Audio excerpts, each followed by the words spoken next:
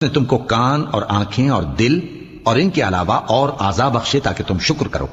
کیا ان لوگوں نے پرندوں کو نہیں دیکھا کہ آسمان کی ہوا میں گھرے ہوئے اڑتے رہتے ہیں؟ ان کو اللہ ہی تھامے رکھتا ہے۔ ایمان والوں کے لیے اس میں بہت سی نشانیاں ہیں۔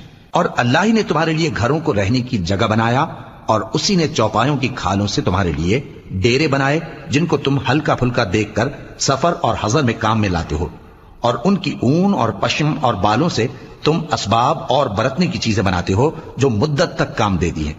اور اللہ ہی نے تمہارے آرام کے لیے اپنی پیدا کی ہوئی چیزوں کے سائے بنائے، اور پہاڑوں میں غار بنائے، اور تمہارے لیے کرتے بنائے جو تم کو گرمی سے بچائیں، اور ایسے کرتے بھی جو تم کو اسلحہ جنگ کے ضرر سے محفوظ رکھیں۔ اسی طرح اللہ اپنا احسان تم پر پورا کرتا ہے تاکہ تم فرمانبردار بنو۔ بس اگر یہ لوگ روگردانی کریں تو اے پیغمبر تمہارا کام فقط صاف صاف پہنچا دینا ہے۔ یہ اللہ کی نعمتوں سے واقف ہیں، مگر واقف ہو کر